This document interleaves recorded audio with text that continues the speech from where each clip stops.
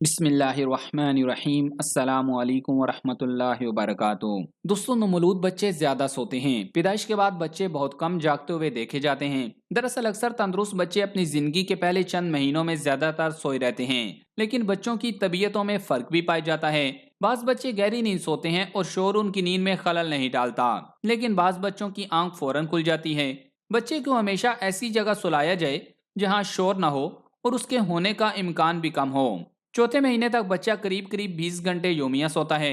ابتدائی عرصے میں یہ دورانیہ اس سے بھی زیادہ ہوتا ہے، پھر وہ زیادہ دیر تک جاگنا شروع کر دیتا ہے۔ اسی وقت اس کے سونے اور جاگنے کی ایسی عادت شروع ہو جاتی ہے جو لڑک پن یا جوانی میں مستقل صورت اختیار کر لیتی ہے۔ چھوٹے بچوں کی نیند کو معمول پر لانا والدین کے لیے ایک مشکل کام ہوتا ہے، اور اکثر والدین اس حوالے سے پریشان رہتے ہیں۔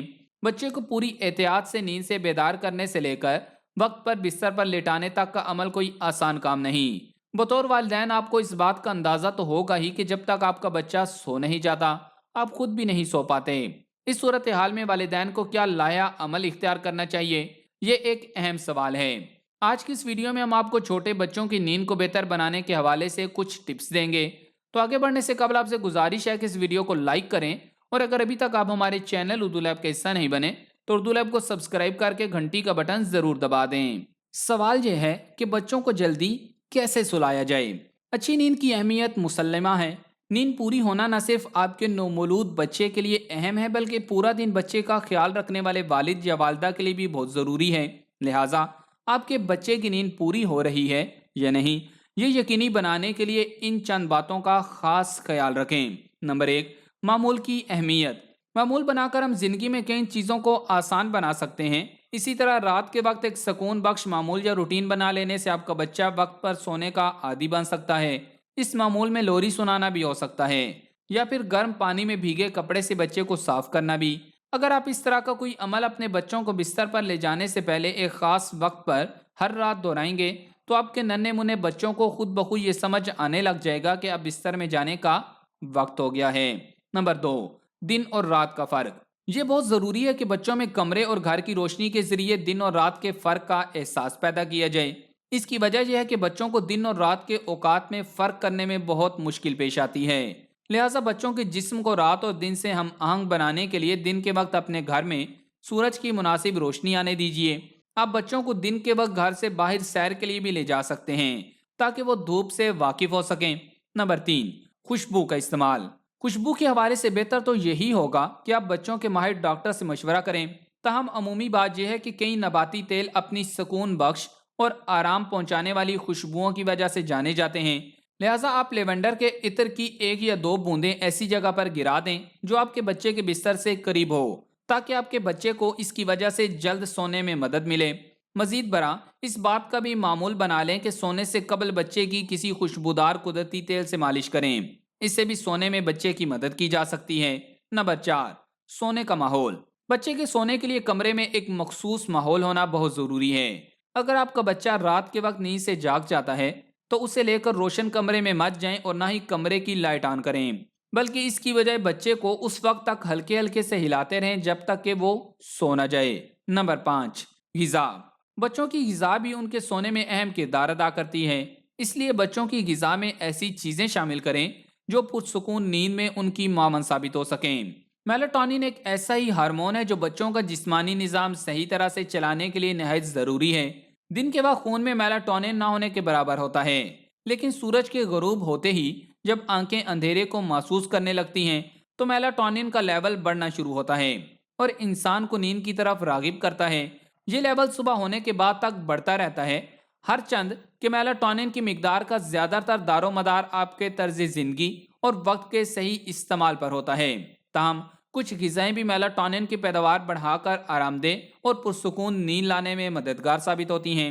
غذاؤں میں موجود میلاٹونین کی پیداوار کو بڑھانے والے ان اہم وٹامنز اور منرلز میں ٹرپٹوفین، میگنیشیم، کیلشیم اور وٹامن B6 شامل ہیں۔ نمبر 1، ٹرپٹوفین۔ ٹرپٹوفین سے بھرپور چند بہترین غذائیں یہ ہیں: ڈیری پروڈکٹس، دودھ، کم چکنائی والا دہی، پنیر، چکن، سی فوڈ، میوے اور بیج، السی، تل، مونگ پھلی، بادام، اخروٹ وغیرہ، پھلیاں، لوبیا، مٹر، چنا، پھل، سیب، کیلے، آڑو، کیوی، سبزیاں، پالک، शलजम के पत्ते, प्याज, अनाज, गेहूं, चावल, मकई और जौ वगैरह। Number 2, magnesium.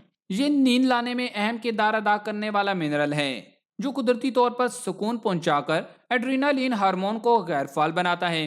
मैग्नीशियम की कमी नींद में कमी का बायस बनती है, इसलिए बाज़ औक़ात इसे नींद लाने वाला मिनरल भी कहा जाता है।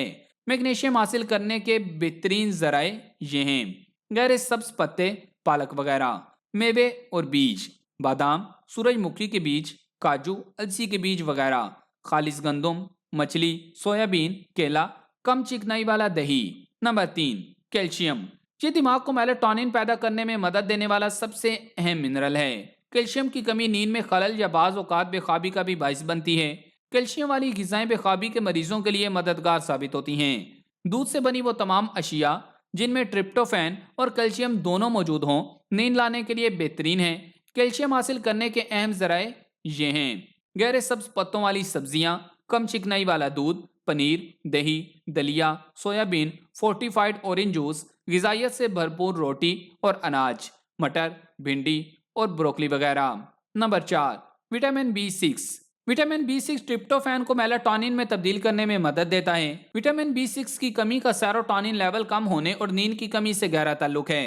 विटामिन B6 की कमी डिप्रेशन का बायस बनने के साथ मूड पर भी असरअंदाज होती है, जो कि बेख्वाबी का बायस बनती है। विटामिन B6 हासिल करने के बेहतरीन जराए ये हैं: सूरजमुखी के बीज, पिस्ता, अलसी के बीज, मछली, बगैर चर्बी वाला गोश्त, खुश्क आलू बुखारा, केला, पालक वगैरह। सोने के दौरान एहतियातें जान लें। पैदाइश के बाद अमूमन 6 माह तक तो बच्चा अपनी माँ के साथ ही सोता है, क्योंकि इस उम्र में माँ को उसकी खुराक, दूध, नींद और आराम का खास ख्याल रखना पड़ता है। लेकिन 6 माह के बाद मुनासिब यही है कि वो अपनी चारपाई के साथ उसकी छोटी सी चारपाई बिछा दे, ताकि वो अलग सोने का आदी हो जाए। रात के वक्त जब उसकी आंख खुल जाए तो उसे ये इत्मीनान हो कि मेरी माँ मेरे पास है। अगर बच्चे को अलहदा चारपाई पर सुलाने का इंतजाम न किया गया तो बच्चा कुदरती तौर पर यह चाहेगा कि रात के वक्त माँ के साथ ही सोया करे। माँ को इस बात का खास तौर पर ख्याल रखना चाहिए कि बच्चे का बिस्तर नहायत साफ और खुश्क रहे। बच्चा इस कदर नाजुक बदन होता है कि उसकी सेहत किसी गंदी शय के असर से बहुत जल्द मुतासिर हो जाती है। इस मामले में माँ की बेपरवाही से बच्चे के बीमार हो जाने का अंदेशा होता है। अगर बच्चे का बिस्तर पेशाब की वजह से गीला हो गया है तो माँ को फौरन बच्चे के नीचे खुश्क और नर्म कपड़ा बिछा देना चाहिए। सर्दी के मौसम में ज्यादा एहतियात की जरूरत है। ऐसा न हो कि बच्चे को सर्दी लग जाए और वो बीमार हो जाए। अगर बच्चा जाग रहा है तो बेहतर यही है कि उसे सैर वाली गाड़ी से निकालकर फर्श, जहाँ गलीचा और मोटा कंबल बिछा हुआ हो, लिटा दिया जाए, ताकि वो अच्छी तरह अपने हाथ पैर हिलाए और उसके एज़ा खुल जाएं।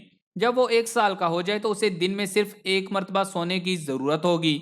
अब इस बात का फैसला करना माँ का अहम काम है कि अपनी सहूलत के मुताबिक बच्चे को किस वक्त सुलाना शुरू करे। बच्चे की सेहत के लिए ये बेहतर है कि दूध पिलाने से पहले उसे फर्श या चारपाई पर लेटाकर हाथ पैर हिलाने का मौका दिया जाए।